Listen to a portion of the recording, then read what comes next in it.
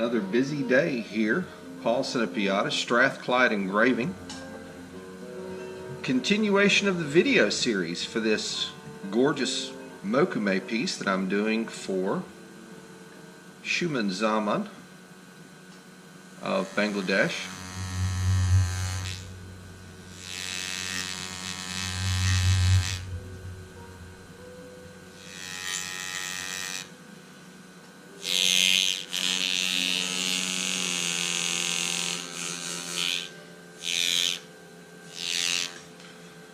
Finally got all of the metal removal done, and that was a bit of a task.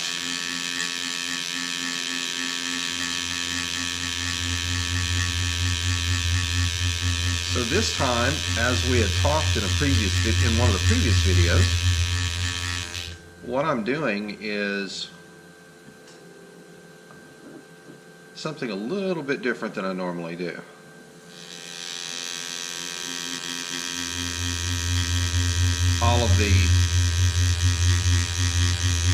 All of the background's going to be stippled, textured, however you want to refer to it as, but much different than my normal choice of background. This is actually matting.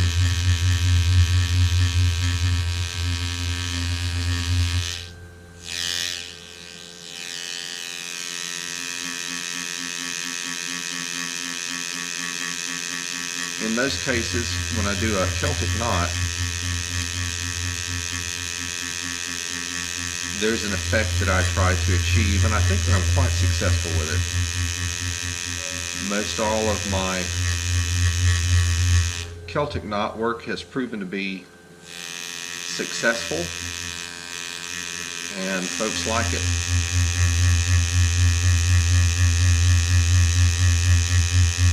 So I'll most likely continue to use that background technique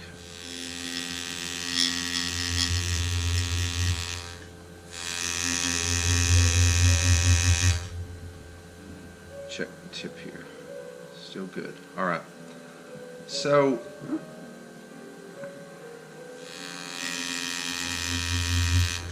what I'm doing is, or what I have done is, I have gone in and done my background metal removal utilizing one of 4 different flat gravers.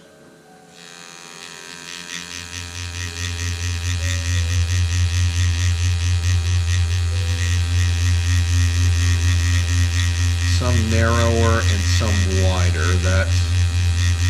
That's how you judge sizes on a flat graver.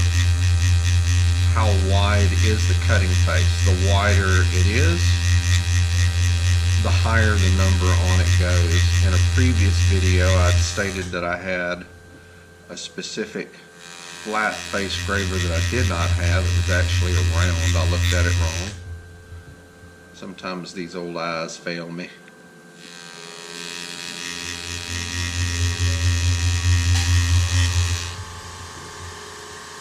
But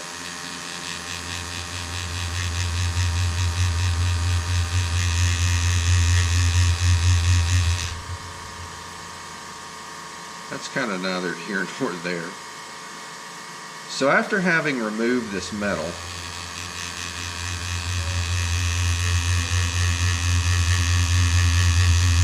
and you really got to try to get this stuff as smoothly cut as you can. The smoother the surface,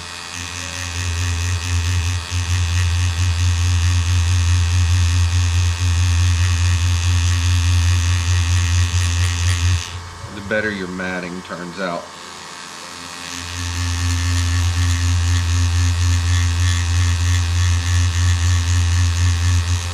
So now what I'm doing is I am using a stippling tool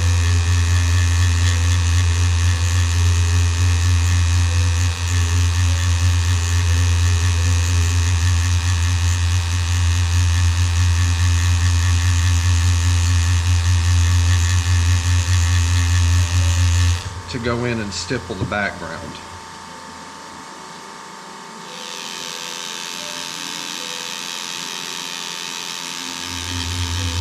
And needless to say, this is going to take a little bit of doing.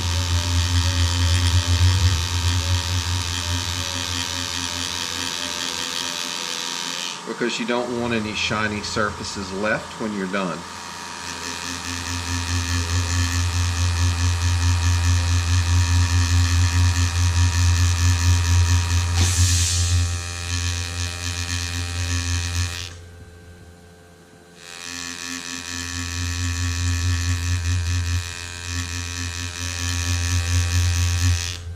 Alrighty. So what is a stippling tool? Well, that's not too difficult to explain.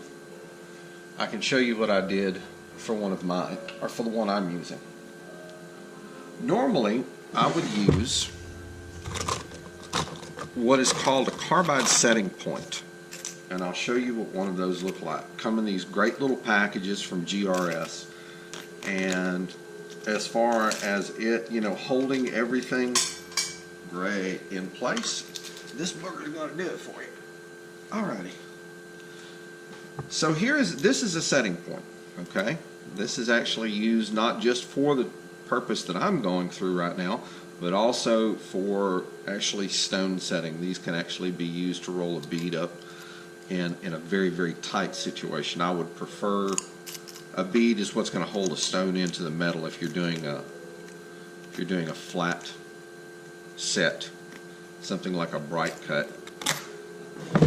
I would much prefer to use a 90-degree or a knife to clean my corners up and create those beads, but in some cases you're just kind of left to do the best that you can. So because I felt like that was too wide on this piece, I need to get down to a really, really fine detail.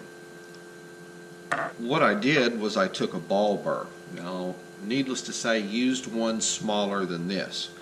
The smaller the ball here at the tip gets, the smaller the shank leading down to it will get. So I don't even remember what side it was, I just used a set of diagonal cutters and clipped the head off, and then loaded up one of the wheels on my GRS Power Hone and just kind of brought it down to, not a sharp point, but kind of a rounded point. And then mounted it in one of my collets, and off we go. I mean, it was actually pretty simple. This is something that I found that I did a lot of when I was a goldsmith. A lot of times you end up, you need a certain tool, and you just kind of do your best to invent it, I guess you could say, or create it. So that's kind of what I had to do here. And what I'm doing is just going back in and through and creating a stippling effect on the background. Makes it smooth.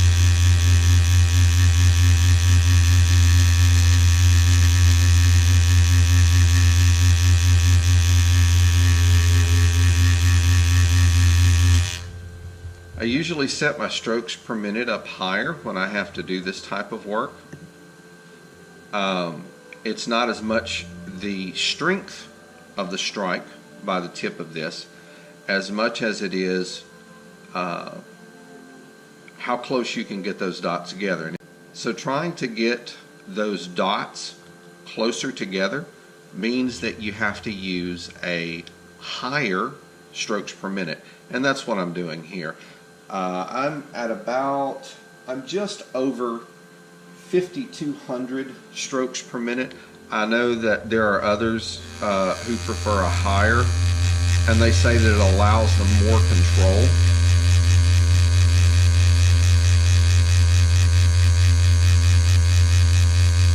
I think it's a matter of personal taste. As experience grows with me, I will probably say no, it's not personal taste. You should use a higher one, but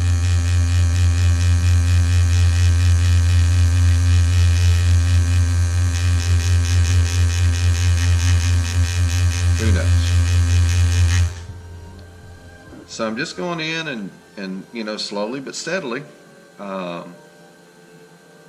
creating those little dots, which is the stippled surface. And the cool thing about it is that the black enamel that I use on these pieces really adheres to this stuff. After you've got this done and you know your pieces in close to being a finished state,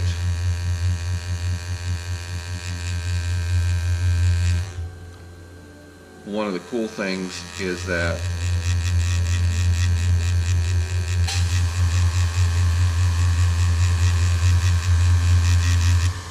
the enamel really adheres to this stuff.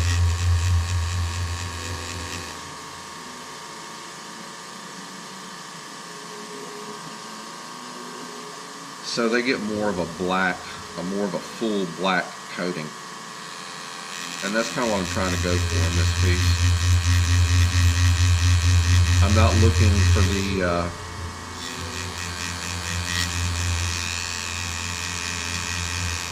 the same cut from stone look that I try to achieve in most cases.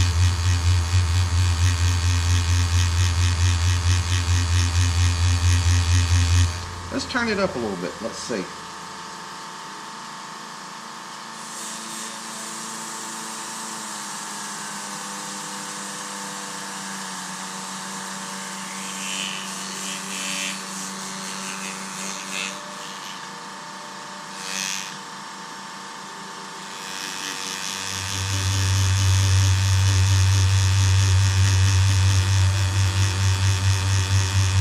A little better. Still basically the same thing.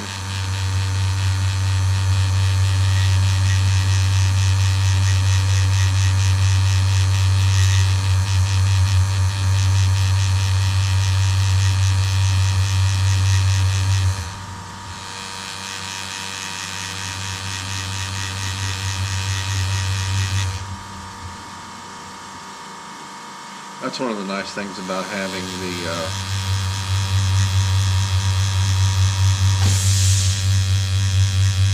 having a ball vise. I know some of you out there, you know, can't afford the ball vise right now, and that you are, you know, doing the best that you can on a little sand pad. And I want you to know right now that you really have my admiration. Sorry, stop. I had an ear itch here that I definitely must handle. Oh, goodness me. Must be this music I'm listening to. Like I said, I can't play what I want to play because I get flagged for copyright infringement. So I have to go back to stuff that nobody can copyright, which is chamber music. And some of it's kind of like conducive mower, some of it's not. All right. So back to the stippling. So once we've got this done, the next question is, you know, where do we go? What's next on the design? Well, the first thing I'm going to do is get an initial sanding on this piece.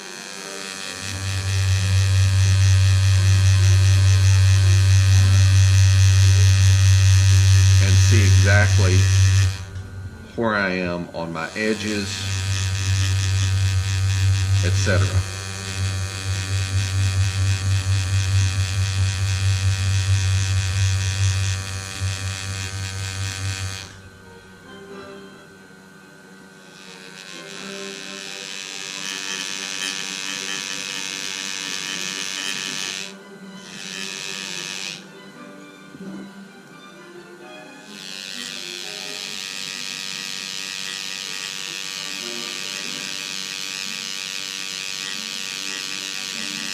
Once I've got that done and I can see where my edges are I'll know if I need to get a knife edge graver and go back and clean up everything. And if I do, I'll do it, you know, just go in and get it done, come back, stipple it again.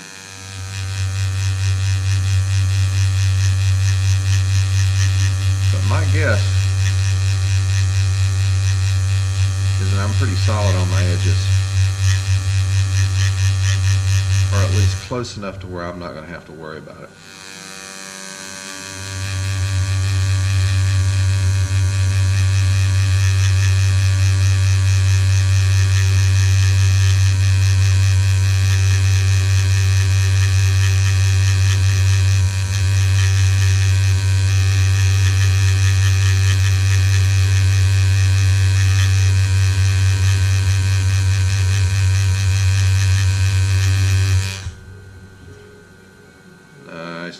Nice.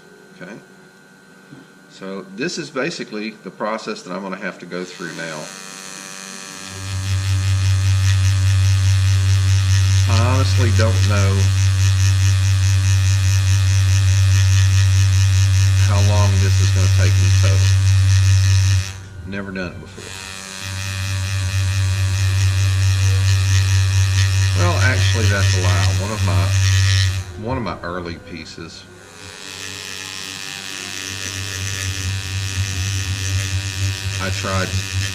I tried doing the matte background, and it came out pretty good. A very close friend of mine, a gentleman whose name is Runzine Ross. He is the owner of the city of Jacksonville, Arkansas.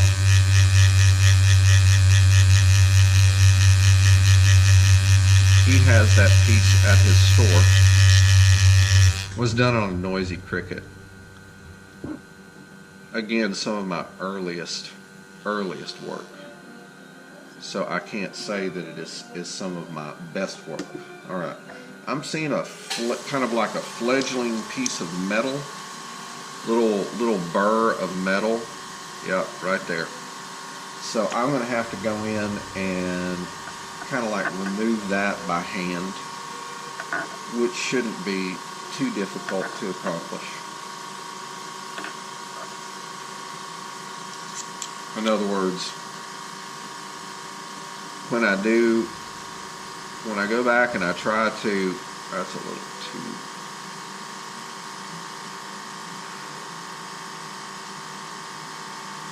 not this one, I need something a little wider. Alright. When I see that there's an area that's grossly uneven, I can come back in with a graver, a flat graver, and then do my best to even things up a little bit, so I don't have to hide as many ridges or any of that nonsense. Alright, back to the stippling. So I just removed a little burr of metal that was in the way.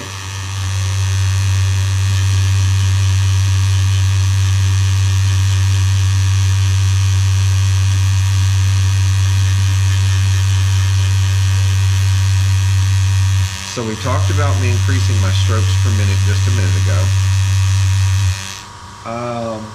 I'm setting at just above 6,100 strokes per minute now. And I would say that I have my foot pedal, the activation pedal on the floor, probably down about halfway.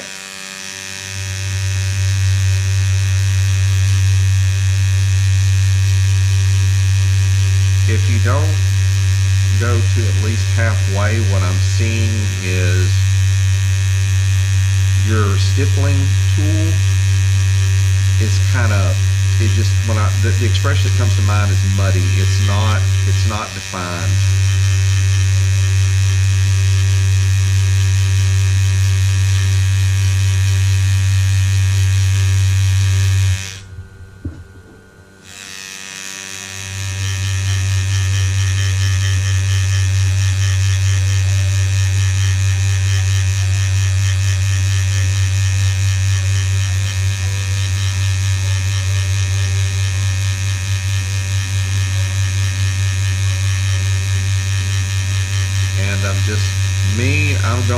counterclockwise. I don't know that it makes a difference.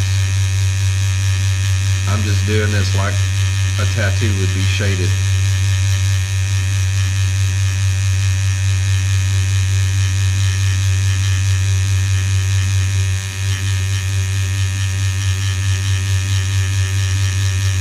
The one positive difference here is you don't have to worry about hamburgering somebody's skin if you go over a line too much. Metal's a lot more resilient.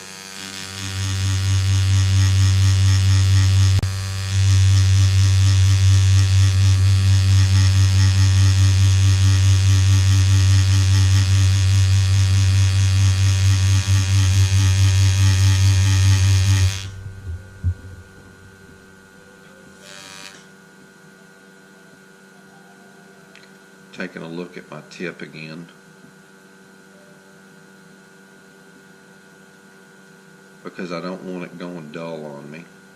I just want that kind of a rounded point.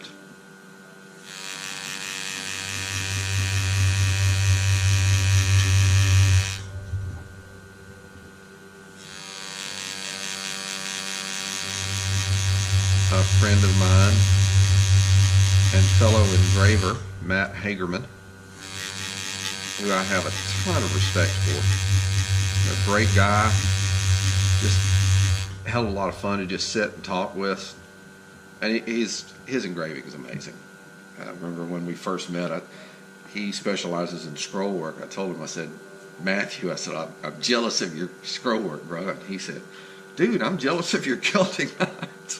It was a wonderful exchange, just talking about the industry and talking about what we do.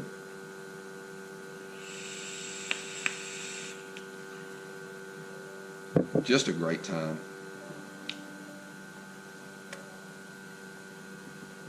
I hope to, at some point, be able to just kind of sit and talk with him again, spend some time,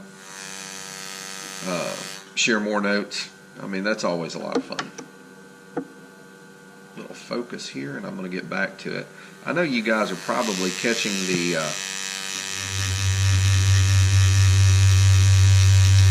vibration of this through the metal, everything. I have to see about getting set up with an external microphone.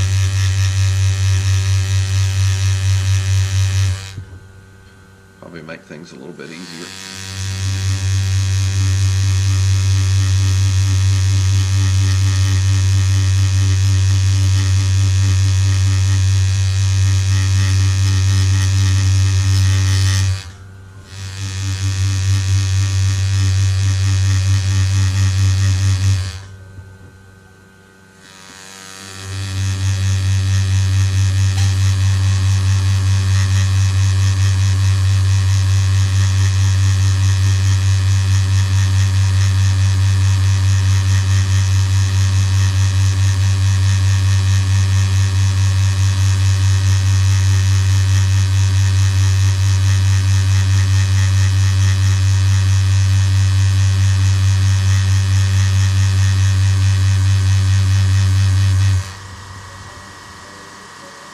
That's a pipe type looking thing. Forgive my silence, folks. Normally in videos I ramble on endlessly.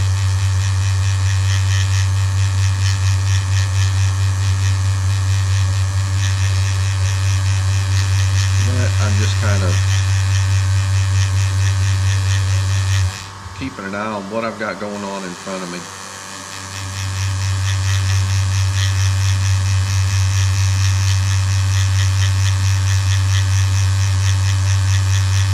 I'm curious as to how long it's actually going to take me to get this this entire piece done like this. I will say this, it's actually very cool. This, let me see where I'm working at here. Give me a sec. Wow. This actually makes the metal behind it so much more visible. If you look at it, I had no idea that it would do that. That is so cool. It's really bringing out the contrast in color between the copper and the brass on this Moku. That is too cool. But all of that that's all going to be black. It's going to end up being more of a solid black than anything. At least that's how I'm hoping to get my enamel applied. Take a good bit of cleaning on a piece like this. Yeah, there's a little spot that needs some TLC. Another thing that I'm finding is that if you stay, needless to say, one area too long, you're going to pound yourself a furrow into the metal. I guess that'd be pretty close to what would be, you know, hamburging somebody's skin with a shader. Who knows? Oops, I don't like that at all. At all. I see something there that I need to take care of now. The difference in the level of the metal is entirely too much.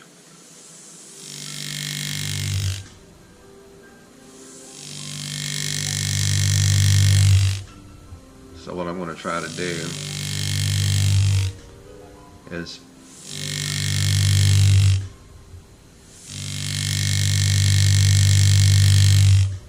even this up as much as I can. And sometimes this can be so painstaking.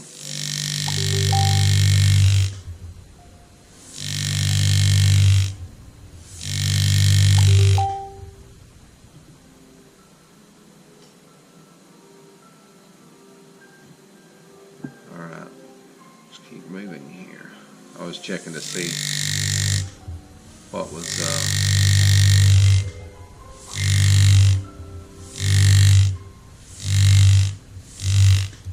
I've got some messages.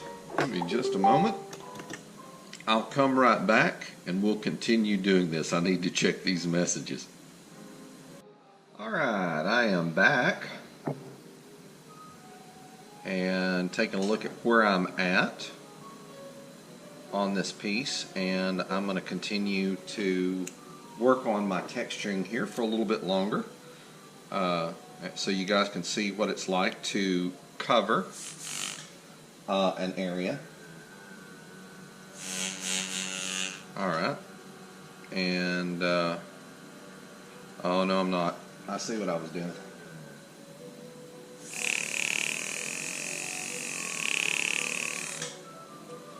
I was going to do some cleanup in this one area, and I see what the cleanup is right here.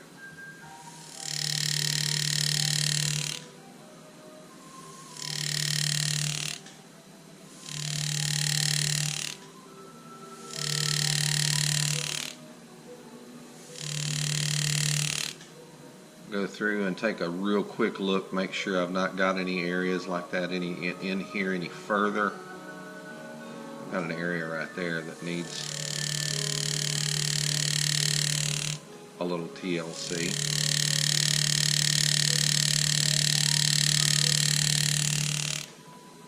Well, I tell you what, sometimes the curvature on these tubes presents some unique challenges to an engraver.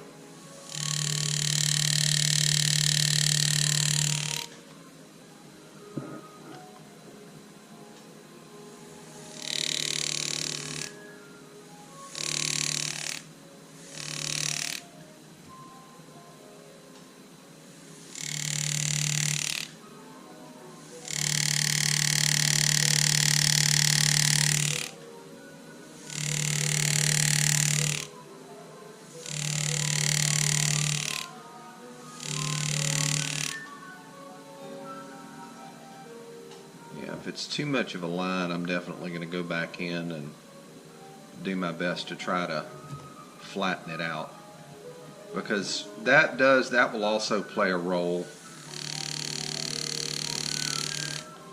in how your background looks after you've stippled it. So you definitely want to try to get in there and, you know, make it flat. If there are any gross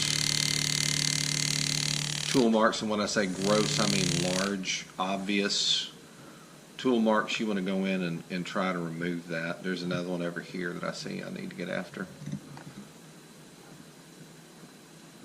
Right here.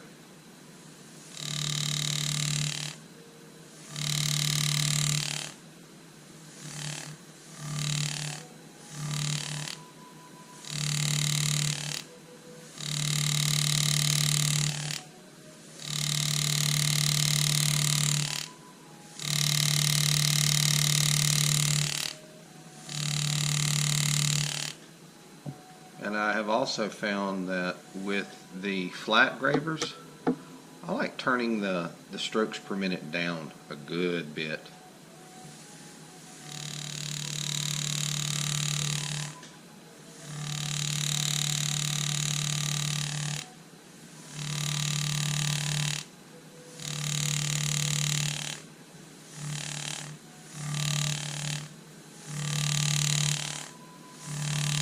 There we go, that takes care of that. Now I'm going to look and see if there's any other areas. There's a line right here, I can see it. So I'm going to go in and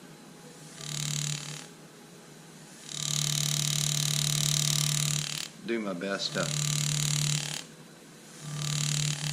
flatten out this surface.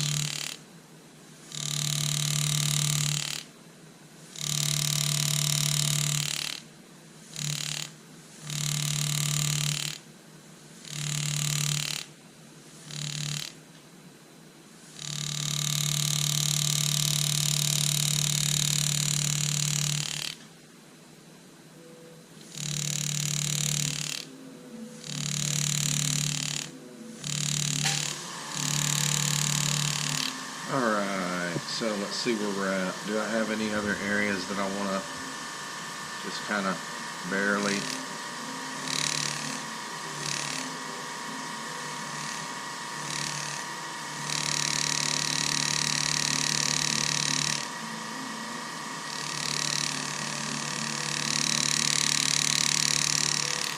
One of the things that you have to watch when you use a flat graver is the orientation of the graver to the metal, because if you're not careful, you'll find one side cutting deeper than the other, and it's because you have your graver cantered that direction, and that's something that, you know, you want to try to avoid. You want to try to keep it as flat as possible, needless to say. So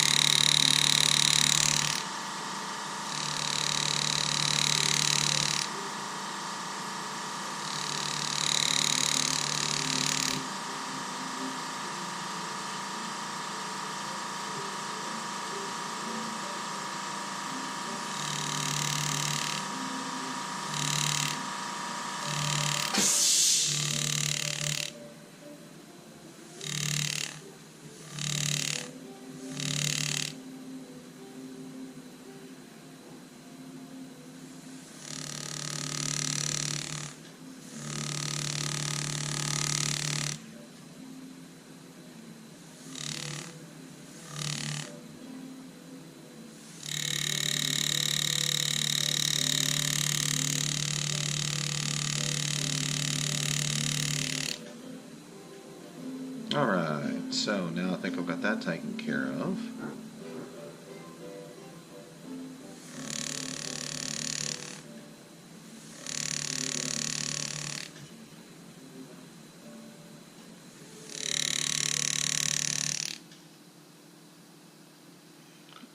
this ain't always the easiest thing.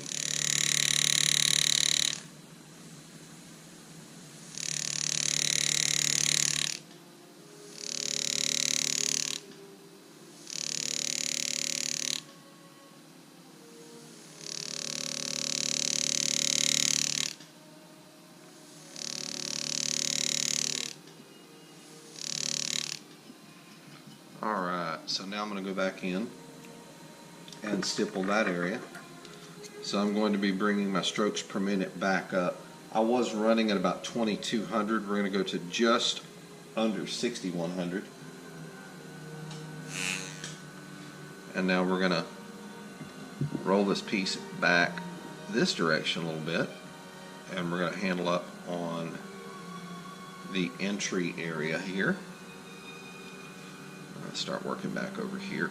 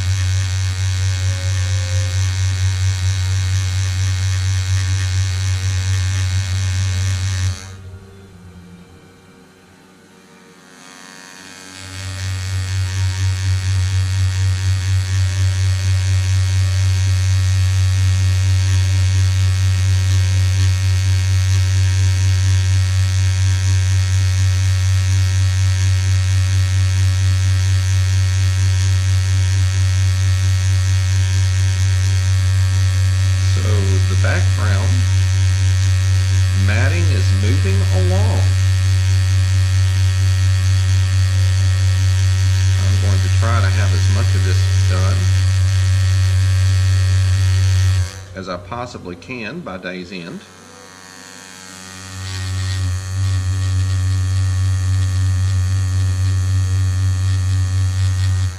As there is a good bit of it to do.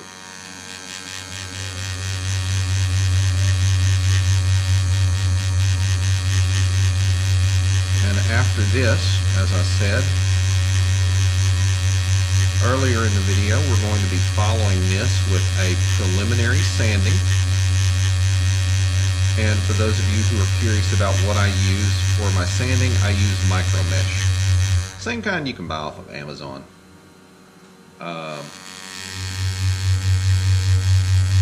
Each one of them has, I want to say, what, 8 or 9 different grits, maybe more. I'd have to look to see it. Kind of information that I don't try to keep in the head, but the one that I bought, I used, I picked up on Amazon, and I find it to be of great quality, and it does a fine job.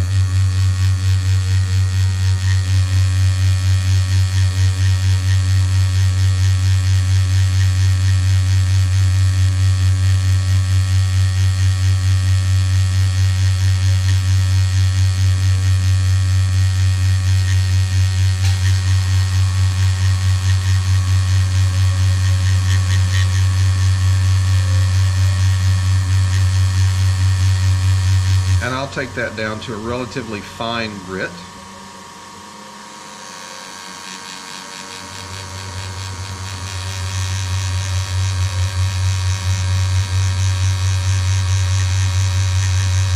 And then from there, it will give me a very good idea of what condition the outline of my lines are. After that, I'll begin with the lettering. Most likely go in and do some work to clean up my line work in there.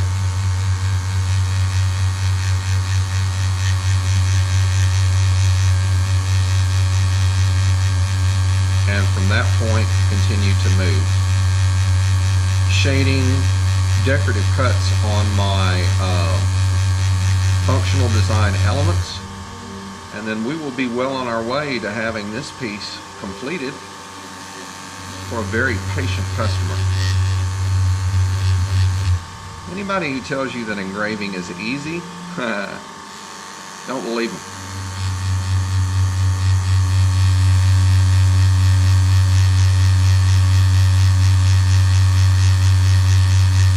It's a slow and painstaking process.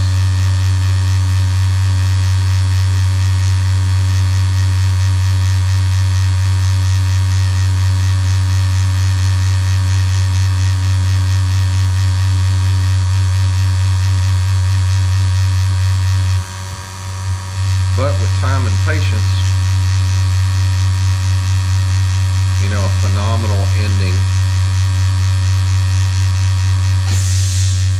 is what you get. So I like the time and patience part. I don't mind taking the time that I need to get this done right. I'm one who believes that you guys should get what you're paying for, and I don't like taking shortcuts. Sometimes it takes me a little bit longer to get a piece done.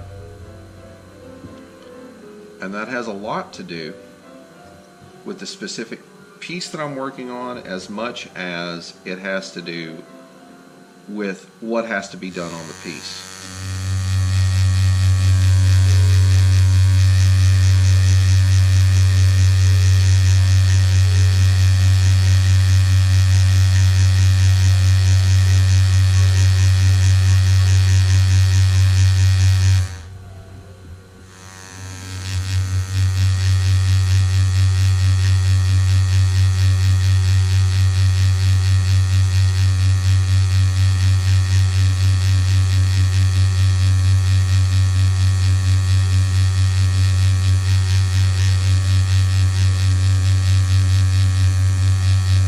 But we are slowly but steadily moving through it.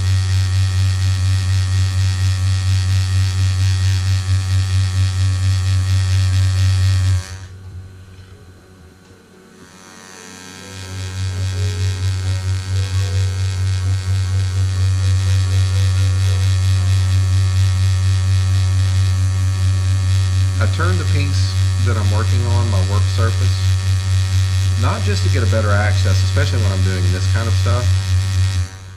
It allows me to look at the way the light hits it from different angles, and I can very quickly see if I've got an area that I have left unsurfaced, so I can go back to that area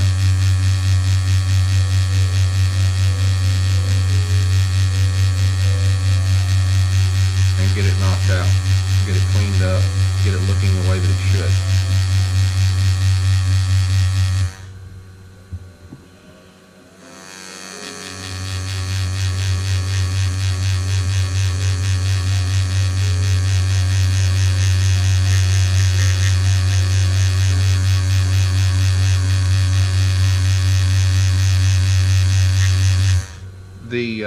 The material, these burrs that I buy and use for different purposes, with the exception of the friction grips 1/16 inch shank that I use on occasion for background texturing. There's also the metal in these ball burrs, which are traditional 3/32 shank. These are more often than not, they're vanadium tungsten. So when it comes to softer metals, these things are amazing. The vanadium tungsten won't hold up against stainless steel. I tried it. It dulls real quick.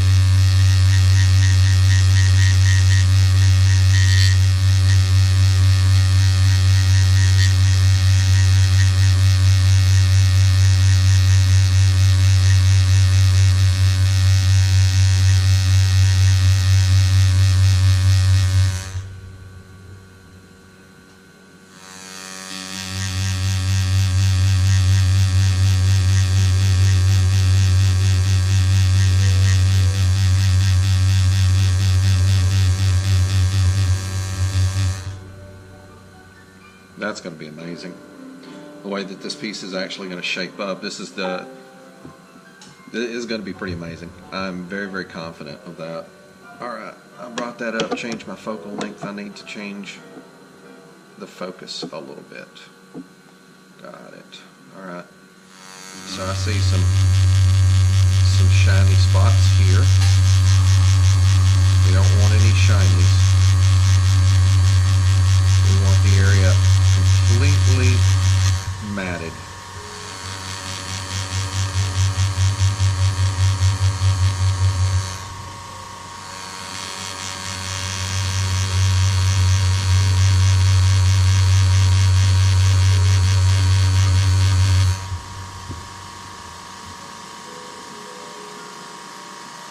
A little focus again.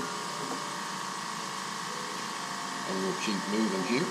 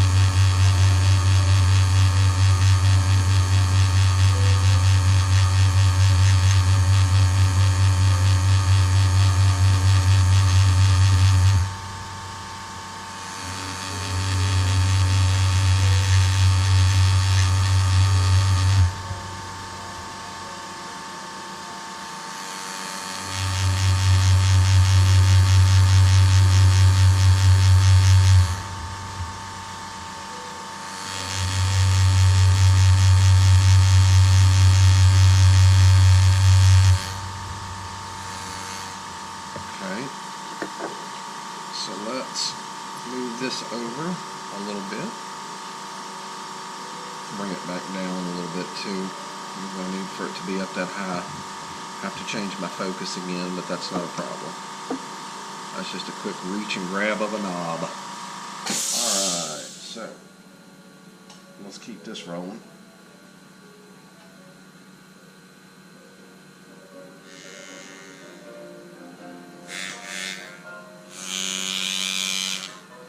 Alright.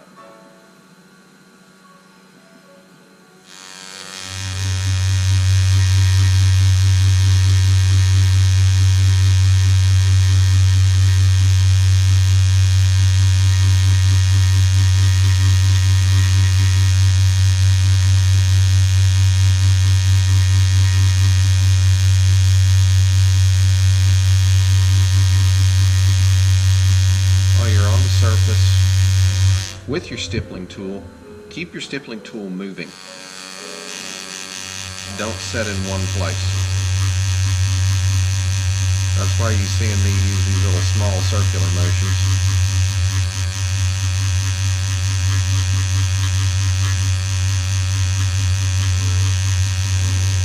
If you make the mistake of not keeping your tool moving, it will hammer out a small divot for itself. And that is not what you want. Oh, the matting is looking very, very good.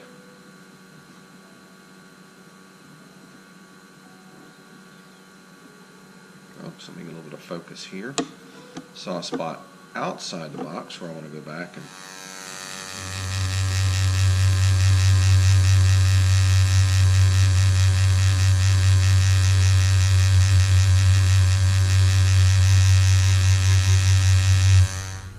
want to go back and clean it up a little bit while I just, as I saw it. Because sometimes when you're doing it like this, you're moving along an area and you'll see something in another area that needs attention. When you see it, take care of it. Because it's easy to forget. Say to yourself, oh, I'm going to go back and take care of that later.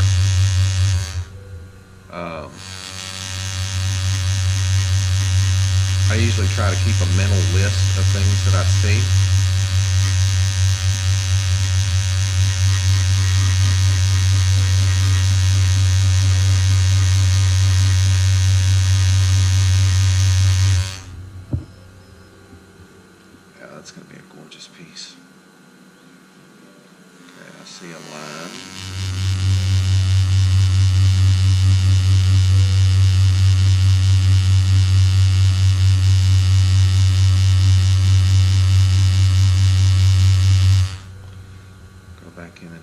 of that.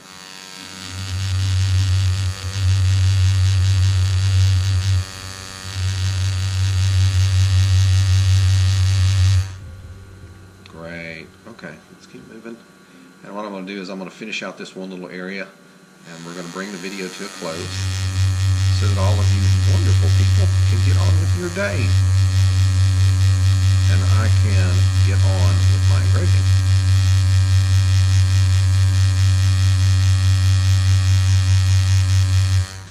It's 11:13 right now.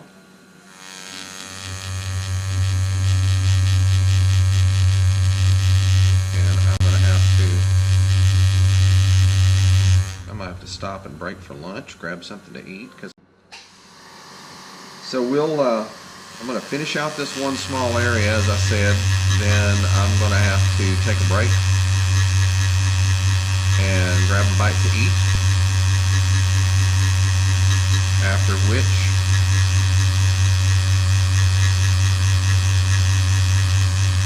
I'm going to be back at it here doing something that I love doing. Tell you what, I am so very thankful that I no longer work at a chemical plant here in Louisiana.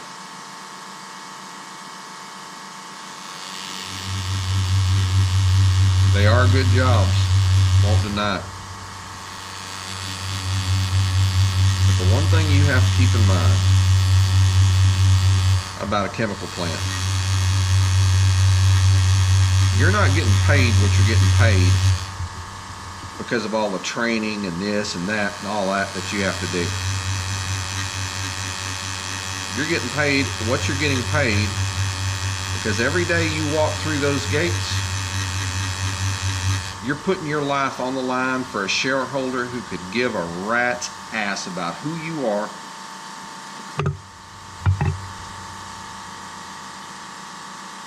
and how you're doing. The only time that a shareholder is going to give a rat's tail about anything along those lines is when all of a sudden they're not making money.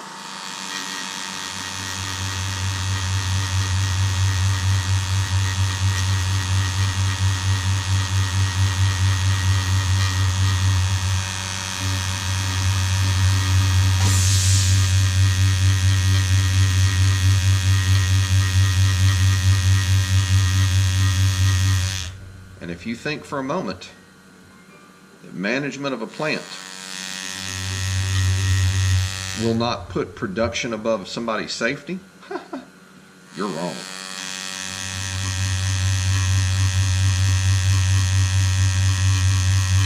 They'll come up with a ton of excuses and tell you, oh, you're safe, you're this, you're that. Buddy, don't you believe it? Don't you believe it for a moment. It's the second time my tools rolled down my lap like that. I have to start setting it up here a little bit higher. Alright, I want to come back in, take a look at the area here. Just kind of make sure that I've not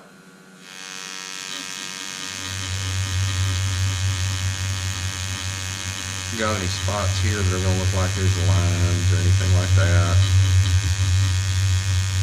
Going back and trying to get rid of all the little bright spots, which is an area I haven't hit. If I see it, I'm going to go back over it and just kind of knock it out real quick.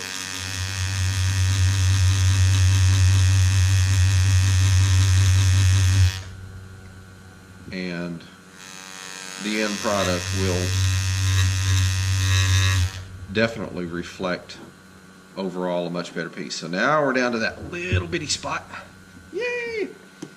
Got one of the inside of the letters done. And I'm going to grab this little spot and then I'm going to go eat some lunch.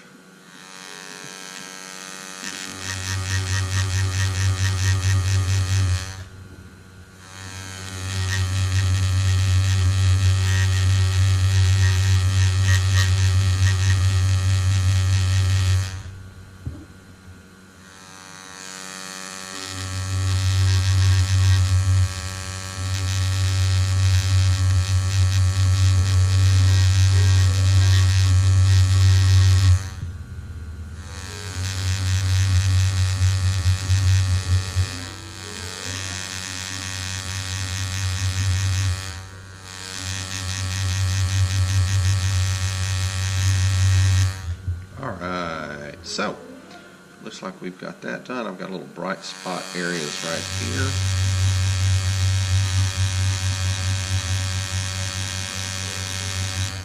I'm going to come in and just kind of knock those out.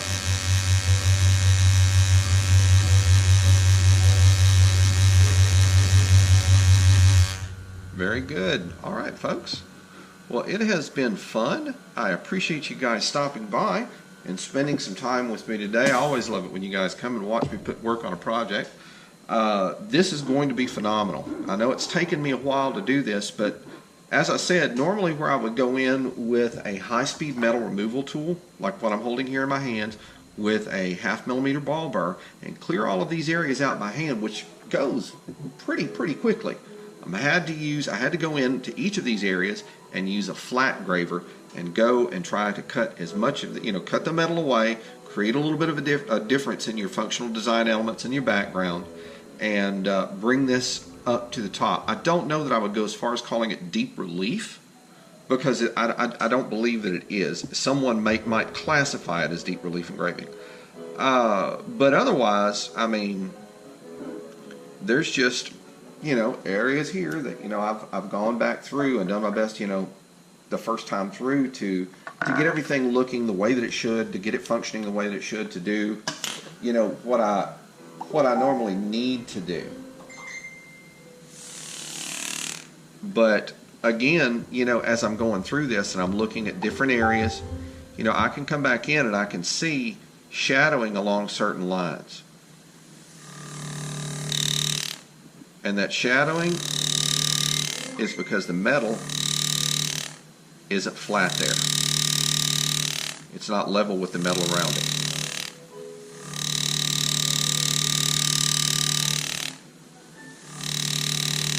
So I've got to go back in on each of these areas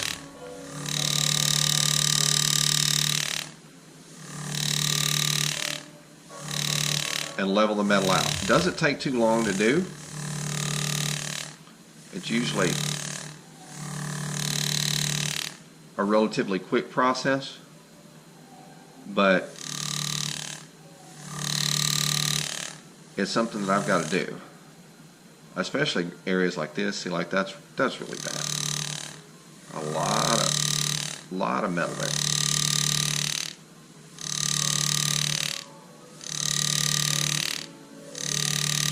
And some of it's kind of like on an area that kind of makes you worry a little bit, like right here. One of the things that a graver will do, if you're not careful, when you're cutting around a corner, it leaves what's referred to as a drag line.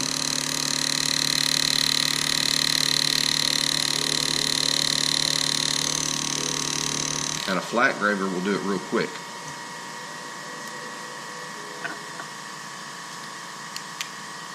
So sometimes when it comes to getting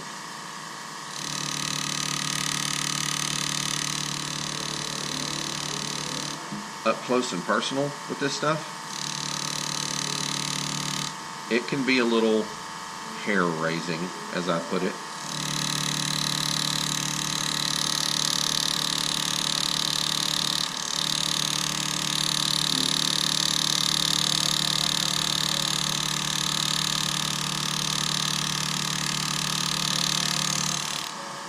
Perfect. Loving it. Alright, and I've got a little bit of a rough patch right here. This is the area that I'm actually going to come in and work next. So you've basically seen what it is to go in and just in the time that we've been on, you saw, just kind of got an idea of the little area that, that you're able to get done, and other things that you have to do to ensure that the piece that you're doing is going to come out the way that you want it. It's not something you can sit down and do in 10 minutes, folks. This takes some time. I mean, it does take time. That is the nature of engraving.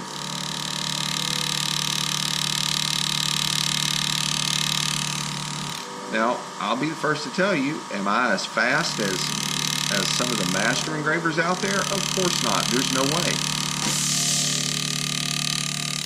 I have many, many, many, many, many, many years before I can claim that title. Do I look forward to it? Oh yeah, I'm not gonna lie. I do look forward to it.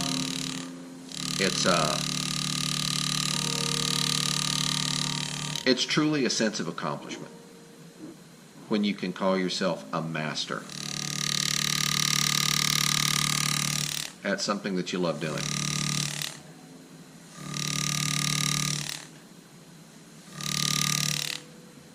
And I long for a sense of accomplishment like that. I love it.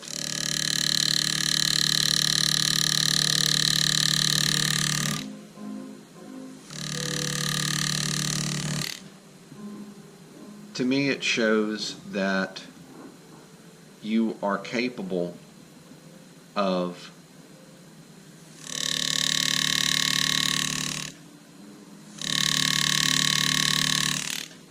taking a God-given talent, and yes, I believe it's God-given. For those of you who don't believe thusly, hey, I respect your opinions, I respect your views, but I can promise you I'm not going to sit and try to enforce mine on you.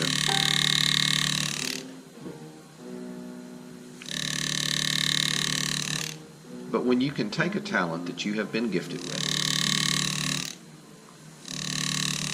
and you have the determination and the mindset that says, I'm going to take this and I'm going to do it,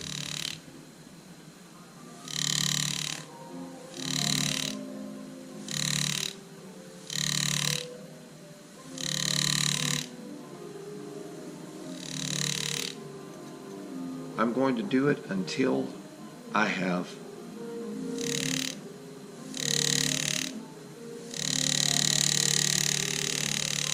shown myself worthy of attention and praise.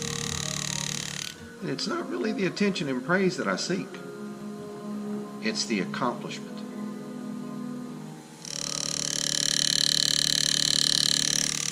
It's knowing years of labor and focus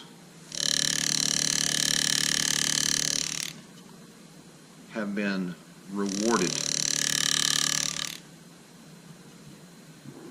I'm going to have to get a smaller graver and go back around that right quick. I said I was going to turn the video off, but here I am still going. Just sharing a little bit more of it with you.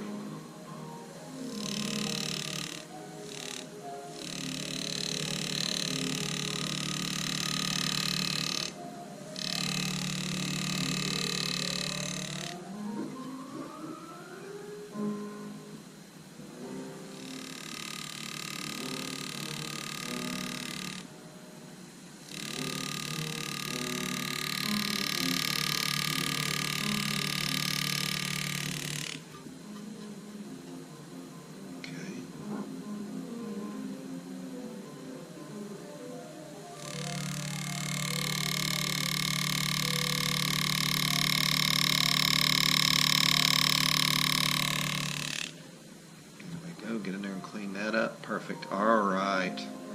Well, folks, I believe what I'm going to do is call it right here. Go ahead and bring the video to a close. I'm still going to be cutting away while I do it because I do have a good bit of work here that I have to accomplish. I appreciate you guys stopping by. It's kind of like the Beverly Hillbillies, showing my age here. Kindly thank you folks for stopping in.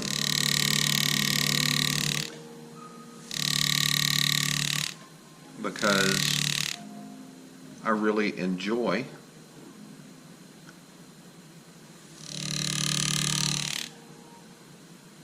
spending time and talking and sharing my craft with each of you. It's a blessing, and it's a wonderful thing for me. If you like what you see, please, come back and view some of my other videos. Love to have you. And I would really love it if you guys would subscribe. This way as videos go up, and I mean, trust me, your phone's not going to be going ding, ding, ding, ding, ding, ding, ding with my videos. I can promise you that. Because these pieces take time. There may be, you know, a week or so before, from me posting one video and going to the next. There may be some time between the two.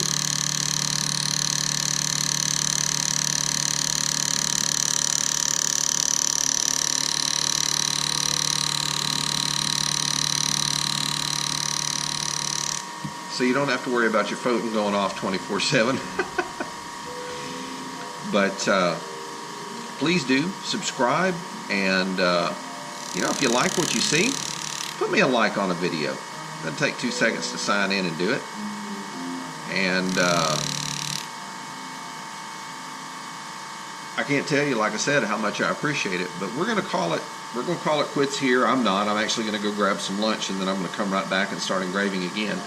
But now you have an idea of what the matting process, when you go back in and you do the background matting, you can see here the difference in the coloration of the metal after it has been matted in comparison to the metal on the surface, which has still got a little bit of a polish on it. All of that will be covered in with black enamel. Going to leave as much as I can possibly leave in the lines. This way the piece will actually stand out. It will pop like mad. So with that said, folks, I'm going to go on ahead and call it here and tell you, each one of you, thank you so very much for stopping by. Like I said, second time, subscribe, like, I would appreciate it. And keep your heads up. Keep moving forward, and pick something and master it, folks. Trust me, the feeling that you get from that is pretty amazing. Something legal. All right, everybody. Once again, Paul Sunapee out of Strathclyde Engraving signing out. Take care and have a super, super day.